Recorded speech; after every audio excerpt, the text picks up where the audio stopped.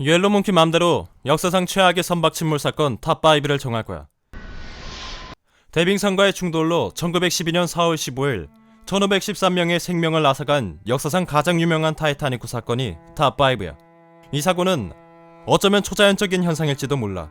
사고가 일어나기 전 많은 불길한 징조가 있었다고 하고, 선원들에게 불길한 징조라 여기던 갈매기떼가 배를 쫓아오고 다른 배와의 충돌을 아슬아슬하게 면하기도 하고, 항해 중 서탄저 장고의 원인 불명의 화재가 나기도 했다고 해. 우연인지 운명인지 많은 사람들이 출항하기 전 불길함을 느꼈다고 하고, 한 선원은 자신의 아내가 화이트라인사 로고가 새겨진 뜨개질을 하다 엉켜버렸는데 이 아내가 불길한 징조라며 탑승을 만류했고, 그는 아내 덕분에 죽음을 면할 수 있었어. 수석 항해사 헨리 와일드는 출항 전 가족에게 불길하다는 편지를 남겼는데, 타이타닉호는 그의 마지막 출항이 되었고, 침몰 전 배와 한참 떨어진 스코틀랜드에 사경을 헤매던 제시란 여자아이가 꿈에서 큰 배가 침몰하여 많은 사람들이 죽어가고 월리란 사람이 바이올린 연주하는 것을 봤다고 해. 소녀가 꿈에서 보았던 일은 실제로 일어났고, 월리 아틀러가 이끄는 악단은 가라앉는 배에서 생애 마지막 연주를 했어. 또 타이타닉호 침몰 사고가 일어나기 훨씬 전인 1898년 모건 로버트슨이 쓴 단편소설 무용지물이 이 배의 침몰을 예견했다는 사실이야. 로버트슨의 그 소설 내용이 타이탄이란 초호화 여객선이 대서양으로 첫 항해를 나섰다가 빙하와 충돌하여 대형 인명사고를 낸다는 내용이었어. 놀라운 점은 이 소설에 나오는 탑승객 숫자와 구명 보트 수, 출발 항구, 사고 원인과 사고 지점, 배의 규모와 사고 시기가 14년 뒤에 실제로 일어난 타이타닉호 사건의 그것과 매우 유사했다는 거지. 하지만 작가인 로버트슨은 자신이 예측한 것이 아니라 자신은 그저 선박에 대한 풍부한 지식을 바탕으로 소설을 꼼꼼하게 썼을 뿐이라고 답했어. 타이타닉호는 당시 최신 기술을 투입한 초호화 여객선이었고, 이 배가 침몰했다는 것은 큰 센세이션이 될 수 있었어. 1987년 12월 20일 4,000명의 사람이 불길 속에서 희생된 도나파주 사건이 터뻐야. 아비규환이 되고만 크리스마스 항해. 1987년 12월 20일 도나파조는 수도 마닐라에서 크리스마스 휴가를 보내려는 승객들을 한 배 가득 싣고 레이테니 섬을 떠나 마닐라로 향하던 중이었어. 사건은 대다수의 승객이 잠을 잤던 오후 10시 30분 8,800톤의 가솔린을 적재한 유조선 벡터와 충돌하며 폭발했고, 두 배는 함께 불길에 휩쓸렸지. 얼마나 끔찍했냐면 불은 바다 위까지 번졌고 바닷물이 끓어오를 만큼 수온이 높아졌어.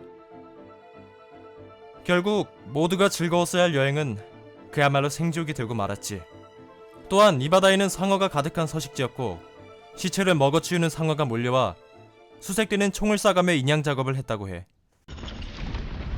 1945년 1월 30일 사상 최악의 인명피해가 난 여객선 비넬름 구스틀로프호의 침몰이 탑3야. 길이 208m, 무게 25,484톤. 이 배가 가라앉았을 때 죽은 사람의 숫자는 무려 9,343명. 이 배에 이렇게 많은 사람이 탄 것은 소련군으로부터 도피하기 위해서였어. 제2차 세계대전이 독일의 패배로 줄다름질하면서 소련군은 독일 영토로 접근해왔고, 독일 민간인들은 소련군의 잔악한 행위로 벗어나기 위해 필사적으로 서쪽으로 향했어. 독일 영토였던 동프로이센이 소련군에 의해 포위되자 아직 남아있던 시민들과 부상병들을 이들 모두 서쪽으로 보낼 수 있는 길은 발테를 이용한 해로밖에 남지 않았어. 독일 해군은 남아있던 배와 연료를 모조리 긁어모아 이 작전에 투입했어. 전쟁 전 나치 정권의 과시용으로 건조되었으나 지금은 할 일이 없어진 비넬름 구스틀로프호도 이 작전에 투입되었어. 본래 정원의 5배가 넘는 1,582명의 승객과 승무원을 태우고 서쪽으로 가던 중에 소련군의 어뢰를 맞았던 거지. 결과는 끔찍했어. 1945년 8월 24일 한국인 징용자들을 태운 일본 해군 수송선 오키시마호의 원인모를 폭침이 탑2야. 1945년 8월 15일 일본이 항복을 선언한 뒤 일본은 강제징용된 조선인 노동자들이 전범재판 과정에서 폭동을 일으킬 것을 우려했어. 이에 이들은 폭동이 일어나기 전 미리 한국인 노동자들을 송환하라는 지시를 내리게 돼. 애당초 우키시마오에 내려진 명령은 조선에 거주하고 있던 일본인들을 데려오라는 것이었지만 명령이 바뀌어 일본 북부지방에 있던 한국인 노동자들을 부산으로 실어보내라는 명령이 내려져 약 7,000명의 한국인들이 8월 21일 아모모리현의 오미나토 향으로 출발했어. 당시 일본군에는 미군이 부설한 기뢰천지였고 미 해군과 소련 해군의 잠수함이 돌아다니는 상황이었어. 우키시마오가 출발한 다음날에 국적불명의 잠수함에 의해 세 척의 함선이 침몰한 사건이 일어나기도 했기 때문에 우키시마오는 기뢰와 잠수함을 피해 부산으로 향했어. 그런데 우키시마오는 돌연 8월 24일 방향을 바꿔 일본 중부 연안의 마이즈루 항으로 들어갔고 그 근해인 마이즈루만에는 미군이 부설한 기뢰들이 가득했지. 우키시마오가 입항하려 하자 갑자기 폭발이 일어났고 조국으로 돌아갈 기쁨에 부푼 조선인들은 끝내 돌아가지 못했어. 이 사건은 일본과 한국의 시각이 달라. 일본의 주장은 미군이 부설한 기뢰에 우키시마오가 접촉하면서 폭발이 일어났다는 거야. 당시 마이즈루만에는 미군이 부설한 기뢰들이 깔려 있었고 자기 기뢰에 대해서는 우키시마 자체의 장비로 탐색이 가능했지만 음향기뢰는 소해증의 음향 발신기가 필요했다는 거야. 그런데 마이즈루항으로 들어가라는 상부의 지시를 받긴 했으나 갑작스런 명령 전달 과정에 혼동이 있었고 길을 안내해야 하는 소해정들이 제때 마중을 나오지 않았는데 소해정들이 나오기를 기다리지 않고 마이즈루만으로 그냥 들어갔다가 기뢰가 있는 수역으로 진입하여 음향기뢰가 엔진음에 반응하여 폭발하게 되었다는 일본의 주장이야. 반면 한국의 주장은 우키시마오가 폭발한 것은 일본 해군의 계획적인 범죄라는 거야. 우키시마오의 승조원들은 배가 부산에 도착할 경우 분노한 한국인들에게 보복을 당할 것을 두려워해서 한국인을 탑승시키라는 명령에 강하게 항의하고 항명했다는 거야. 그래서 일본 해군이 우키시마오에 폭탄을 설치한 뒤 폭파시켰다는 이른바 자폭설이 한국의 시각이야. 당시 탑승자들의 증언에 의하면 일본 해군이 우키시마오에 타지 않으면 배급을 받을 수 없다.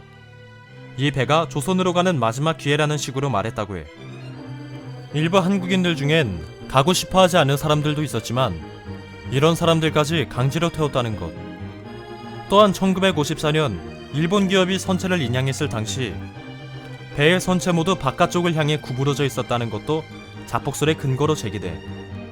만약 수레에 접촉해서 폭발한 것이라면 안쪽으로 구부러져야 마땅하겠지만 우키시마오는 선체 모두 바깥쪽을 향해 구부러져 있었고 이는 당연히 선체 내부에서 폭발이 일어났다고 밖에 생각할 수 없는 거지. 이런 사건 이후 이 사건을 모티브로 한 영화 살아있는 영혼들이란 작품이 있으니까 꼭 찾아보도록 해. 청해진해운 소속의 여객선 대한민국 최악의 선박 침몰 사건. 2014년 4월 18일 온 국민이 슬픔에 잠긴 사건. 바로 세월호가 1위야. 대한민국판 도나파즈오이자 타이타닉호가 된 세월호. 2014년 4월 18일 세월호는 완전히 침몰했고 이 사고로 탑승인원 476명 중 295명이 사망하고 9명이 실종되었어. 안개로 출발이 2시간 30분이나 지연된 세월호는 476명의 인원과 짐을 싣고 인천항을 출발해. 세월호에는 단원고등학교 2학년 학생 325명, 교사 14명, 일반인 104명, 선원 33명이 탑승해 있었다고 해. 차량 180대, 화물 1157톤이 실렸음이 사고 후에 밝혀졌어. 이는 인천항을 떠날 당시 차량과 화물, 그리고 승객의 체중을 모두 더하면 적지 않도를 초과하는 것으로 계산된다고 해. 수사를 통해 드러난 침몰 원인은 매우 복합적인 원인이 있어 선박 중축에 따른 보건성이 부족했고 최대 적재량의 2~3배에 이르는 화물 과적, 또 화물 고정 결박 불량과 평행수를 덜 채우는 대신 그 무게만큼 화물을 더 실었고 물살이 유난히 빠른 맹골 수도에서 급격한 변침까지 했다고 해. 이 밖에도 암초 충돌설, 구조 결함설, 구조 변경설, 변침설, 내부 폭발설 같은 가설들이 있어. 2년이 지난 지금까지도 많은 이들이 기억하고 슬퍼하는 사건. 사람이 이기심에 소중한 인명이 저울질당한 이 사건은 분명 대한민국 국민이라면 모두 기억해야 할 사건이야. 그들의 죽음은 누군가에겐 비웃음거리가 되었고 또 누군가에겐 정치적 도구가 되었어. 우리는 인명과 연결된 많은 장치들이 이루어지지 않았음에 크게 분개했지. 그러니까 안전벨트 정도는 차고 다니는 거지?